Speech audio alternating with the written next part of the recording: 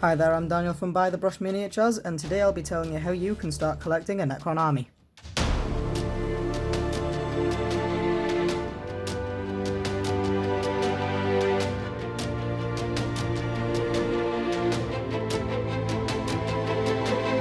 So we'll be working this out in stages. First, I'll show you what you should do to start at 500, then take that to 1000 points, and then finally take that to 2000 points, so that you can use it in your games. So with the first 500 points, we're going to be making a patrol detachment, for which you need one HQ and 1 troops. So I'll be showing you what you should get for those.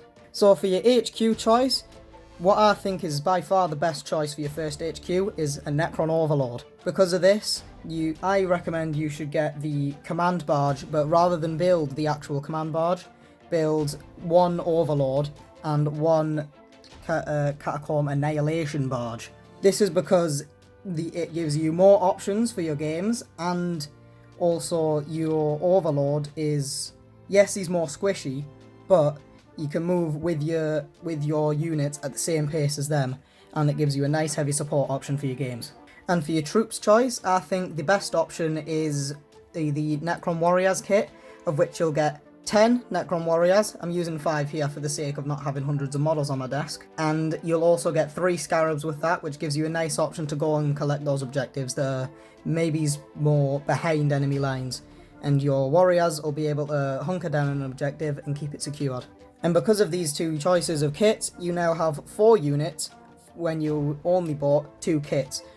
So that gives you a lot more options for when you're just starting out. And to round off the detachment, I would recommend getting another troops choice, being Necron Immortals.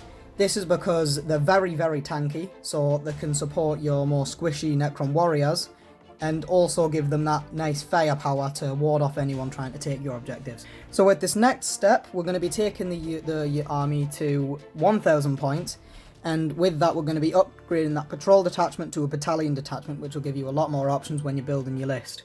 And for a battalion, you need 2 HQs and 3 troops. So the second HQ that we're going to be getting is a Cryptek. For this example, I'm using a Technomancer. The reason you're choosing a Cryptek is because it gives you a nice supporting option for your infantry units, and that means that they're going to be dying less often and you're going to be winning more games. Next, you want to get another box of Warriors.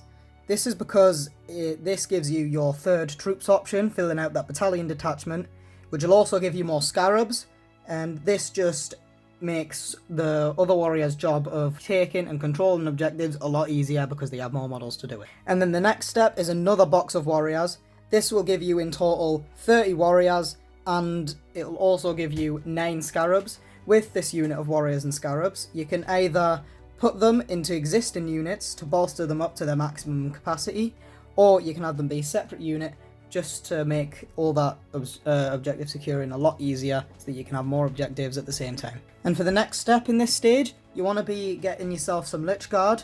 Make sure that you give them the shields, because this is going to be your unit that once your Scarabs or your Warriors or anything else has taken an objective, these get onto the objective and just hold it because they're so hard to kill with the shields.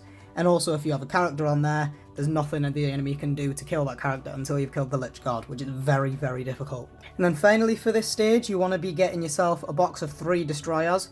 This is just basically your massive firepower that you're adding to your army, because these can dish out a lot of damage in one turn, killing very key units in the enemy force. So now we're going to talk about the final step, just taking your army a step further, making 2000 points. All of this is just going to be making that battalion detachment that we've already got just that little bit bigger, and for that I would recommend getting another Cryptek. For this example, I'm again using a Technomancer, but you can get any kind of Cryptek. I would preferably get a different one, but if you want to get the same one, just get the same one, because either you like the rules for it, you like the model, just whatever.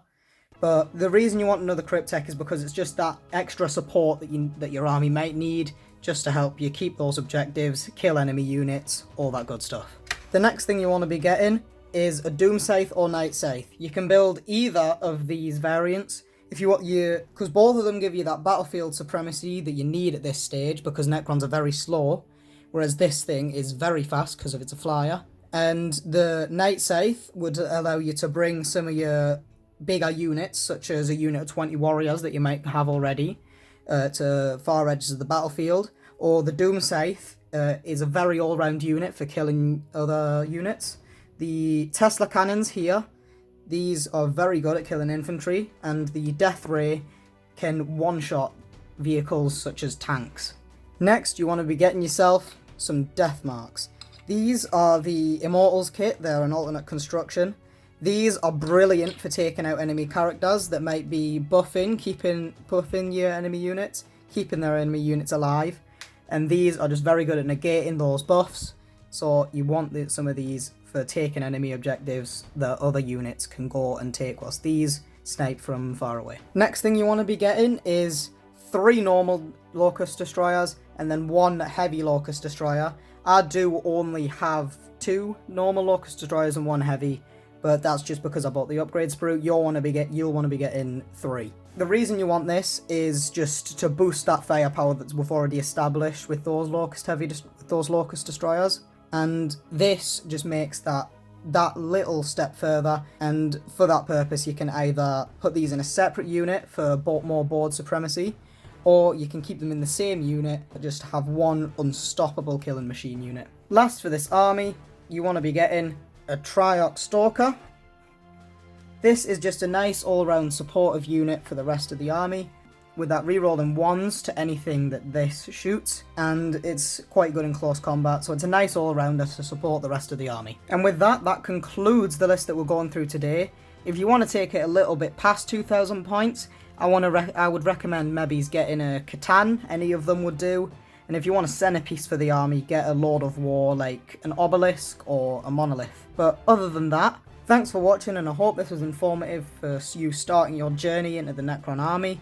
If you want to support us, follow the links in the description to our Patreon, we'd really appreciate some support. But if you want to see some of our own hobby stuff, go to the link in the description to our Instagram. And other than that, I'll see you next time.